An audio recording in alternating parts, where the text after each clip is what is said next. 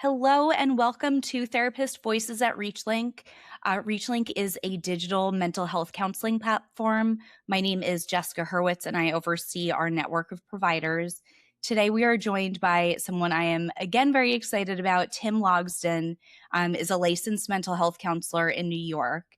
And Tim, we have actually overlapped in previous worlds in the Yeah, counseling field.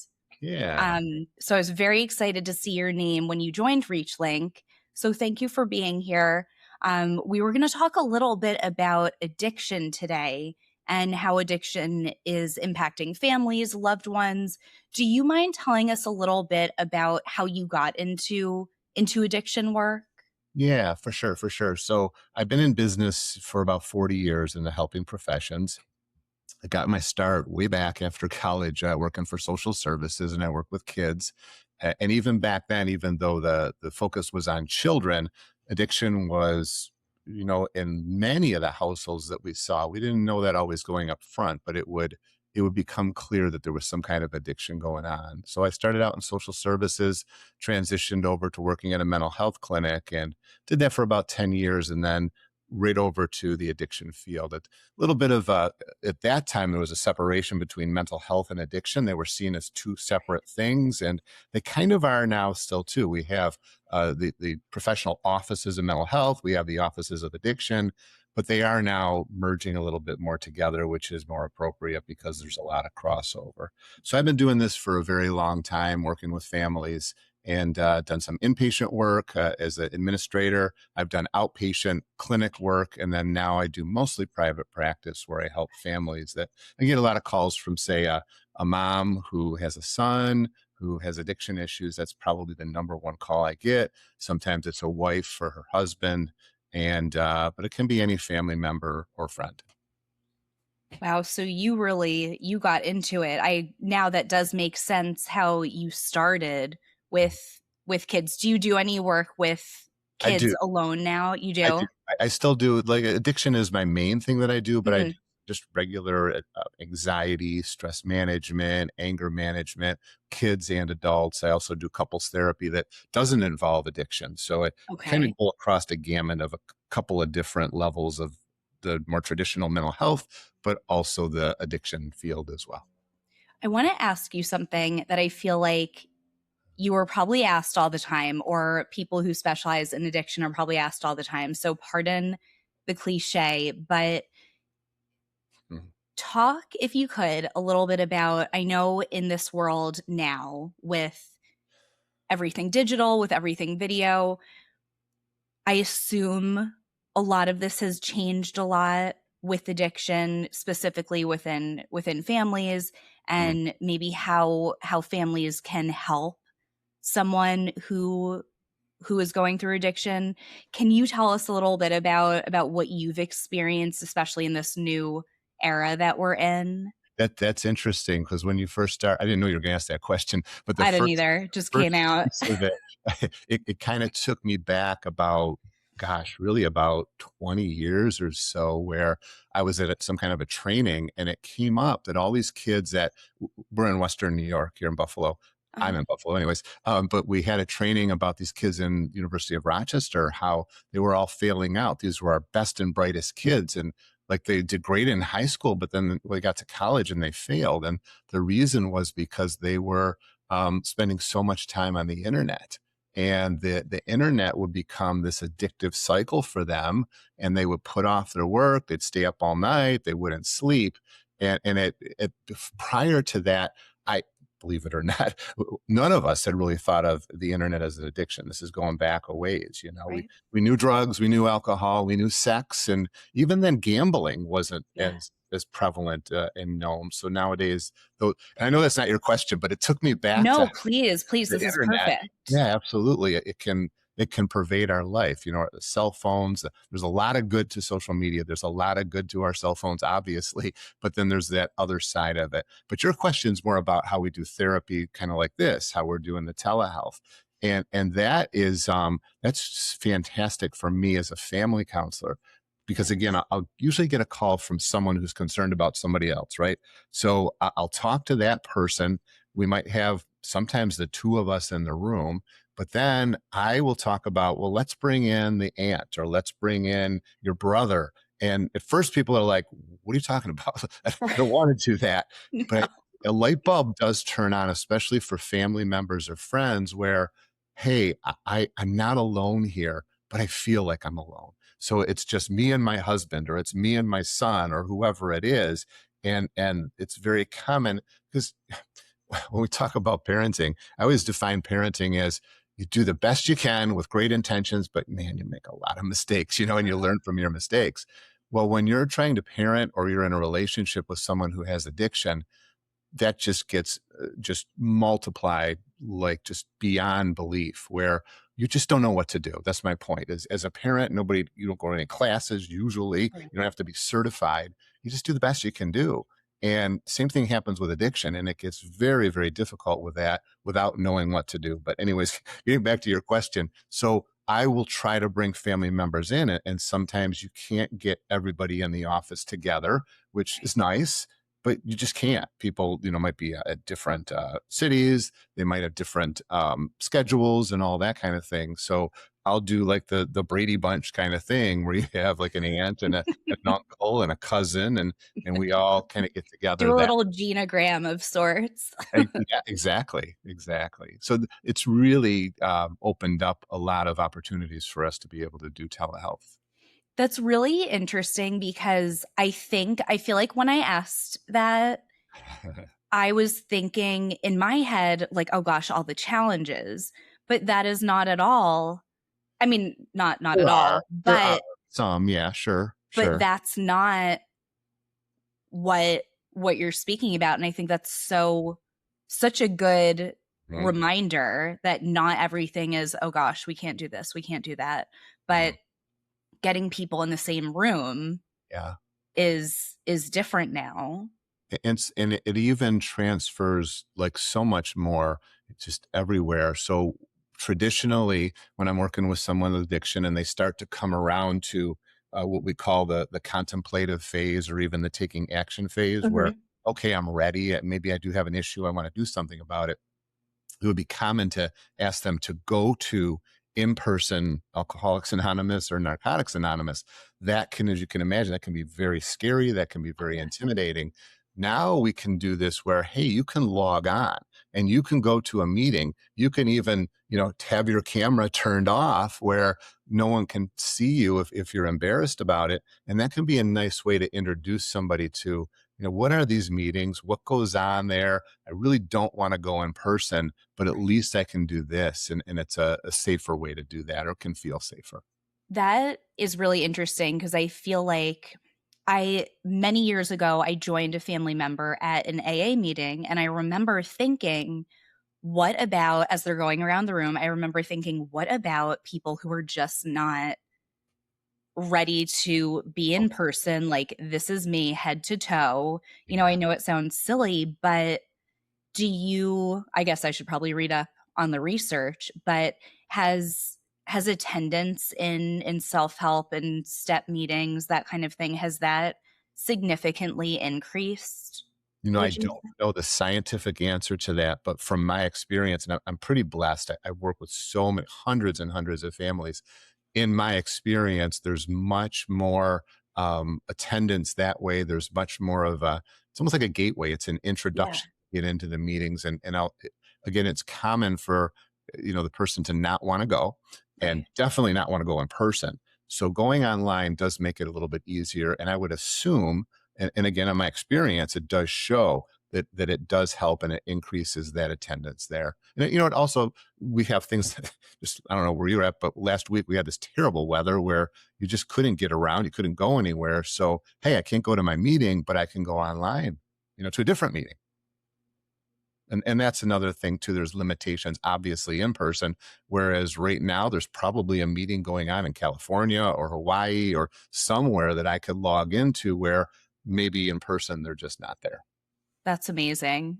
I mean, that is at least something good that has come out For of sure, where we are now. for Do sure. you when you were saying the Brady Bunch thing and I was picturing, all the squares, the first thing that came to my mind was, and this might sound a little bit ignorant, so forgive me, but Is there more of like an intervention feel when you're doing this?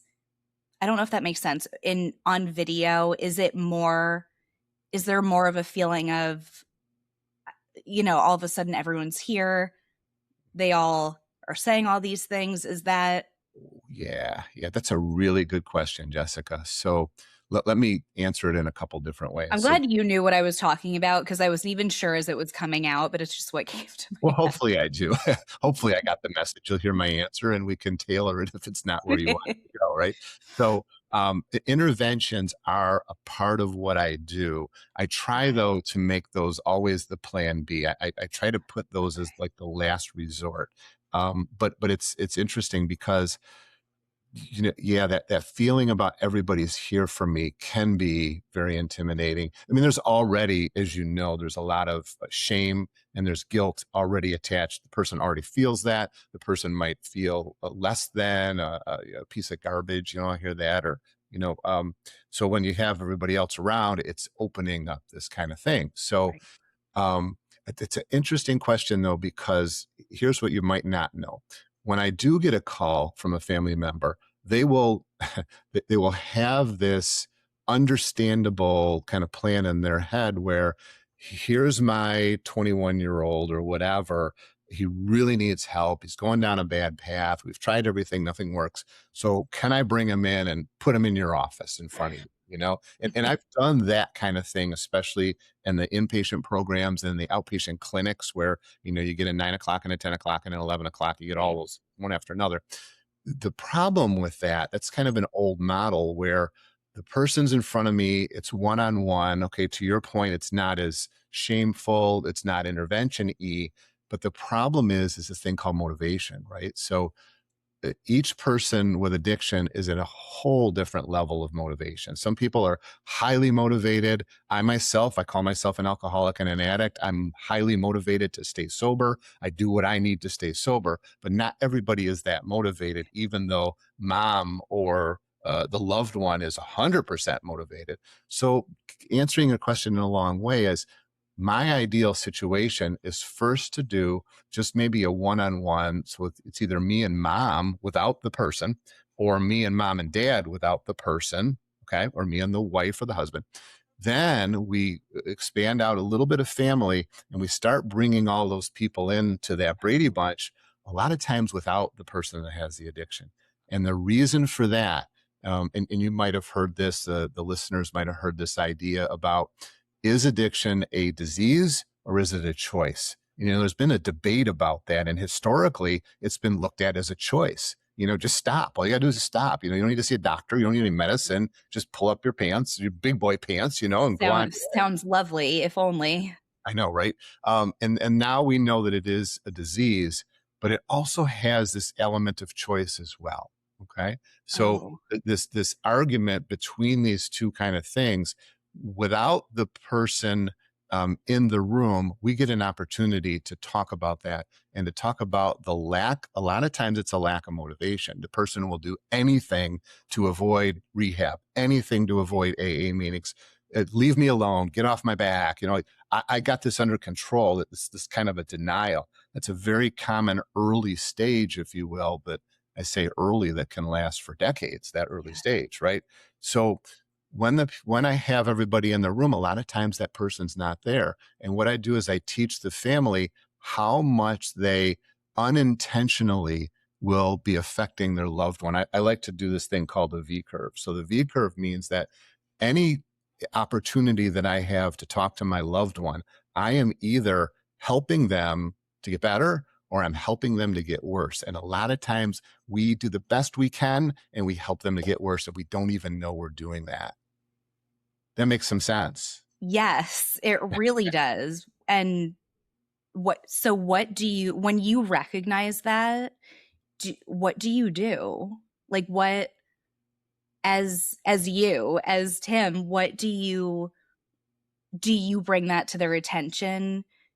I can imagine feeling very defensive as the family member, like, wait a second, no, I'm not Yes. doing that. I just love this person. I just You want them know, to get it's better. again, everybody's so different. We're all different and we're all the same. But a lot of people will do just what you were doing when I was talking, as they start, their heads are, and I see you getting this, you're understanding this is enabling. And, Yeah. and people will be like, oh, I know I'm an enabler. You're right. I know I am. And I know I don't know what to do about it. That's really more of the reaction I get, is I recognize that I do my best and somehow I'm helping him get worse. But And they have that that awareness. says something about you though as the therapist, because that's not easy, Mm. as I imagine, as Sometimes just it's a not. person. It's Yeah. not easy Yeah. to say, "Oh my god, I know I'm an enabler."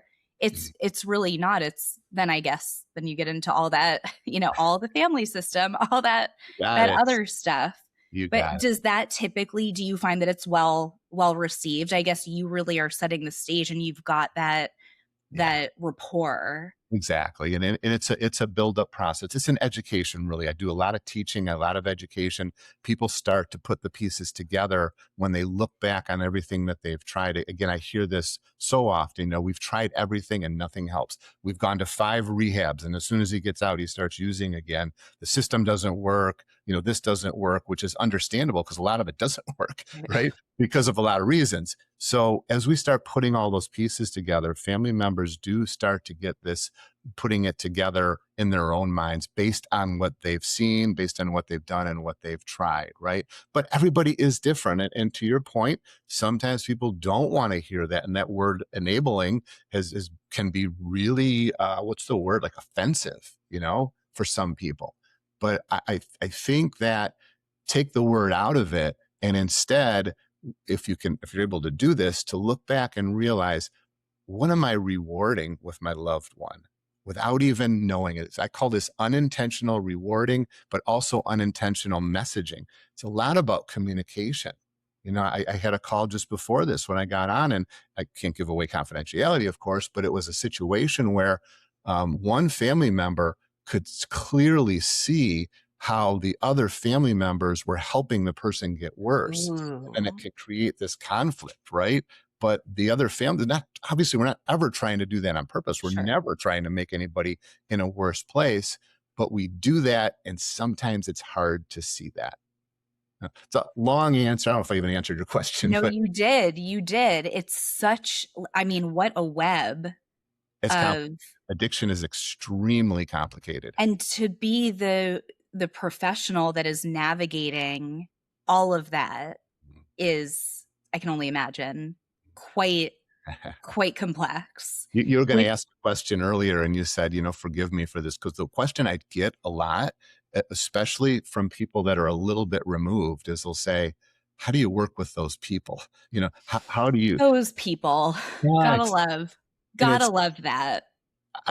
people with addictions can be, there's just so much variability, but almost always really good people, just like people without addictions that are Yep. really good people, right? So, but that question always takes me back a step to say, it's not so bad, and it's actually very rewarding. This Good. is I hope love that's, about talk this. about a moment to educate Mm. and bring awareness to someone that might not know. And when you see the person get better, and then you see the family starting to be like, it's just like this weight lifted off, and there's this relief and there's this joy. And it's just, that's so rewarding just to see that. So rewarding. Something that keeps coming into my mind is that I know that you have a lot of experience in the EAP field. I do. How I sometimes feel like addiction, is so doesn't fit into the necessarily into the short-term Yeah. solution focused. Yeah. How do you, because it sounds like you have such great knowledge and experience with these intricate situations, Mm. is it really hard to, when you're dealing with EAP and you've got a limited number of sessions and you're assessing and referring, is it hard to go back and forth between the two? Mm. It because, so say I get somebody, like I just got a referral the other day with they'll get 3 visits with me. That's all there is. But usually, a lot of EAPs will give 5. Some of Yeah. them nowadays will give 12. But even in that scenario, there's multiple follow-ups afterwards. So a lot of the EAPs will give additional sessions, Yeah. whether that's another 3 or whatever. Most people are able to transition either over to insurance coverage for that 4th or 5th or 13th visit or whatever it is. Some people will pay cash out of pocket. That's actually a pretty big chunk with a lot of therapists because of insurance. Sometimes people don't even have insurance, or their deductibles can be just so high. But there's always an option, and I will. The other part of this, I guess, is I'm not the only thing out there, right? So there's when somebody's able to transition, say, to AA, they have that support there. For the family members, we have things like Smart Recovery, we have Al-Anon, we have Nar-Anon, where you connect up with other people that are as supportive as a therapist is too. And sometimes that can be a really good match. So I don't see it as like an end, but I just see Mhm. like there's just all these branches, and it just depends on which way is the best fit for the family to go. Right. Do you see a lot of with your EAP cases, do you see a lot of clients end up long term that transition to Yeah. longer term? Yeah, I do. A lot of addiction is a lifelong illness, right? And it's in some ways you could almost think of it as maybe one of the best ones would be like diabetes, where you are I was going to say dependent, such a bad word, but that's what they say, dependent on insulin. You need to have that insulin to continue, or you might need to have some kind of ongoing therapy. But the nice thing I think about this is that it doesn't just have to be insulin, right? So for people that are using opiates, a lot of times we do transition over to an MAT, which is something like Suboxone or Mhm. Vivitrol or some kind of a medication that helps that person return to normal functioning.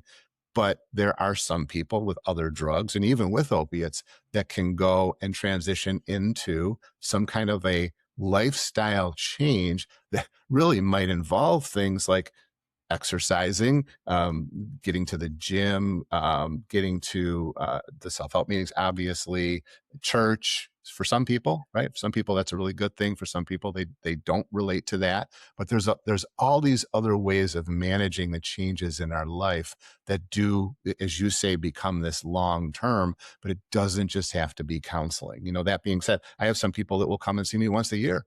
Or once Mhm. every 3 months or once a month, just depending on what they need, or not at all because they don't need that anymore. Right. Right. So many options. The field is so wide open. So much help is out there. We have the big push now with our the political establishment that we have is now pushing to change how addiction is looked at, which is probably a good thing. I'm not sure how they're going to do it, but we my point is it's not the only game in town. You Right. don't have to just go to rehab. You don't have to just go to AA meetings. There's all kinds of things out there, especially if you know about that. A lot of times I'll tell families, I mean, almost everybody's heard of AA, right? But not a lot of people have heard of Reformers Unanimous or Set Free or Celebrate Recovery or Smart Recovery. And those things, you fit better into a certain area depending on who you are as a person. Not everybody fits in AA, you know? Right. Does that I make th sense? Absolutely, that's something, and I don't think I even knew how many avenues there were, and Mm, I've thought to myself before, what if this is not for someone? What if yeah. Oh, what yeah. if the steps are not Yep. Because they're is not. that okay? Like, is that alright? It's very all right. There's options there. And I think I was just kind of playing off that idea of long-term Yeah, therapy, right? Doesn't have to be this kind of a thing. It can literally be finding your passion in life, finding something that helps to lift you up. There's the concept, we'll get too detailed, but there's the 3 circle concept, which I really love, where you have this, it's like a bullseye, this outside circle, and then a smaller circle, and then the little tiny one, where in the little tiny one you'd put the drug or whatever we're trying to stay away from. But in this outside thing, therapy can be anything that just helps me with self-care and to be a better version of myself. It doesn't really matter what that is. It can be a passion, it can be teaching, it can be re-educating yourself, but it's something that keeps me away from that inner circle right. that doesn't have to just be this kind of therapy like this. That makes it all seem Mm.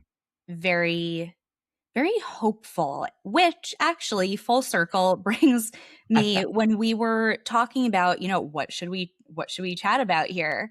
Uh, You mentioned, I think at least twice, you mentioned hope. mm, And in like my education and training, it has always seemed to come back to mm, hope. mhm, And what do you have if you don't have hope? What is there if that's not an option? Is hope a big part hmm. of your work with your Almost like clients? I told you to say that because we didn't. We didn't talk about that, I but know. that's exactly right. I think about that sometimes about how really a big part of my job is just showing people that there is hope out there. And my job as a therapist is going down which road is going to help this person to find the hope that is there. But really, boy, you nailed it. You really are perceptive to pick up on hope is what I do. I'm an eternal optimist. When I'm handed a problem, I will find a solution. And I especially, I think I do really well when people say we've done everything and nothing works, and that's where I come in. A And little that bit. was that was like the first thing that you said today, that really resonated with me because I think so many that's what we hear, when people are calling in for services, I've tried everything. And Mhm, I think for you to meet people there mhm. is it's in itself so reassuring that, like, you've heard this before, we've got things to try. There are things. Yes. And I think that really is unique to families or friends who have somebody that does have an addiction. It does feel hopeless. It can after you just try so many things. And again, nobody trains us how to do this. No one trains us how to be married to someone who has an addiction. So we do the best we can. It becomes a learning scenario where you ask your friends, you ask your priest, you ask your counselor, you try to find help wherever you can. And once you start feeling that hopelessness, that despair, it can be tough. It can be tough. That's a hard place to get out of. I Mhm. think, when I've felt hopeless in my life, that's when I've felt like, oh my gosh, what is there? What's a reason to wake up? What's a reason to want this to improve if I don't have any hope that it can get better? And I Yeah. just think that the way that you seem to frame things is very is very hopeful, Well, thank you. really. Thank you. I appreciate that, and that's the I feedback that I get. So it's one I'm of the not things that keeps surprised. me going. It's like, why do I keep on doing this thing over and over and over again? That's one of the things that helps is when you get that feedback. I imagine that, I mean, you don't even have to tell me that that's the feedback that you get because just having this conversation, Mm. not a not a counseling session, has made it very clear what you exude. What I Mm. imagine you exude. If you're doing it here, then chances are you're probably doing it a million times more in your sessions. That I'm with you, I'm here. I mean, I'm the one who's supposed to be interviewing and you're making me feel better. So Well, I think you really thank got you, something here. Jessica. You just made my day. Thank you so much. It's a good Well, way to it's very early. It's very early still. I don't mean to open up a whole can. I plan on asking you if you'll do this again anyway, so I'll Oh, just for say it sure. for everyone now. I will Sure. be I will be asking for a follow-up, a part 2, but I wanted to ask you if you do a lot of other addiction work. Right when you started talking, I was brought back to my days of AOL, right when all that started, quite a Yeah. number of years ago, and I mean, I don't know if I was addicted to it, but I sure as heck couldn't stop Mm, leaving the dinner table as mm, a kid, sneaking off into my room to get on there. I know that was a silly example. Well, not, but that was just my own example. Do you do a lot of gambling addiction? Do you do a lot of mm. other types of addiction, or are you more Mm. No, certain what? it's open. So we call, the traditional substance abuse, alcohol and drugs, Mhm. is the other side of that would be what we call process addictions. So Okay. or behavioral addictions, or they use Okay. those two terms are synonymous, but they do include trying to rank those like in my head, where probably sex, pornography are really up on the top in my experience. Yeah. Even in some of the literature will show there's just so much of that that goes on, which is it's almost hard to separate that from, like, I feel like it's the same thing when you talk about internet addiction, because a lot of that sexual acting out happens on the internet or starts on the Oh. right. So there's this whole line in my head here about that being like kind of like the number one process addiction or behavioral addiction. Obviously, I shouldn't say obviously, it tends to be more male oriented in Mhm. that, not completely, right? Maybe really is a separate internet or like not telehealth, but social media, even phone addiction, let's say, Mhm. and then gambling. Gambling is a really big problem in our country.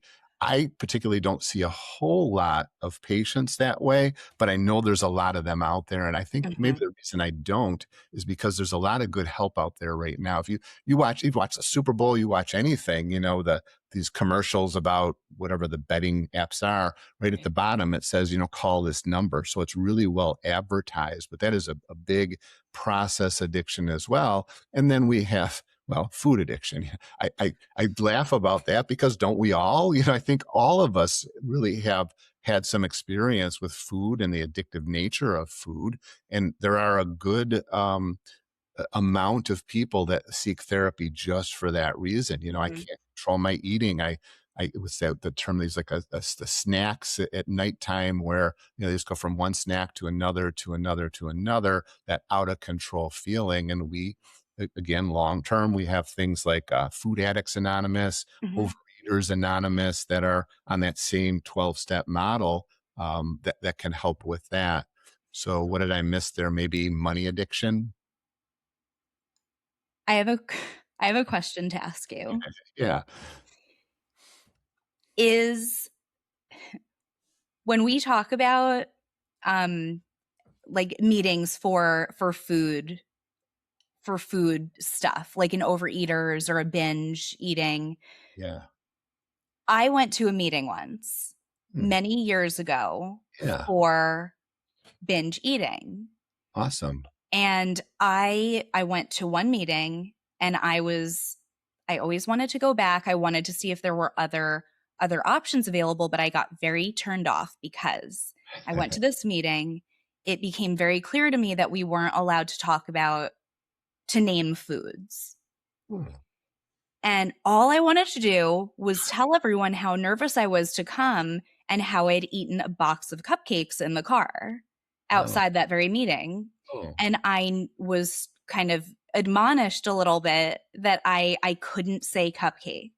wow. I know that came out of left field, but you No, were really doing a number on my it's more, I'm reacting more to the advice, and what I'm reacting to is like the differences in how meetings are run. Okay. So you, and I've had experiences like that too, because again, I'm an addict. So I've Yeah. been to like Overeaters Anonymous. I like to check them all out, and to see what, Yeah. because I get help from anything. Yeah. But I had a similar thing happen at Overeaters where it was clear to me after the first meeting that regardless of what you thought you were coming in here for, you can't have any sugar or flour. And that wasn't like really what I was going there for. And it was really very militant style. And Yes. that's what I'm reacting to, is that you'll have, like, I don't think that's the norm. Most meetings tend to be very warm and Right. welcoming, and they give you the chance to empower yourself. If you want to talk about cupcakes, that's your Right. do that. But there are some of these times, some of this is personalities, right? You just get the wrong person in there who becomes Right. a leader, and then they go off maybe on some tangents. And I shouldn't even say that's always the case, because there probably are some meetings that are pretty strict in what Mhm. they do, right? But that's too bad, because it does tend to turn us off when we're, really put into a box, if you will. Absolutely. And, Mm. I do remember now I left with I left with a cucumber. I left because Someone there had brought things from their gardens to like not have us eat cupcakes. So I Oh, got home with this cucumber and I said, Mom, I went to my meeting. I've got this cucumber. Like, do you want to make a salad? What do we do? I had cupcakes in the car just so we all know, but now oh, I've got a cucumber for us. What do we do? God bless people. You I know, was they about just, 16, but I'll never forget. oh my goodness. Oh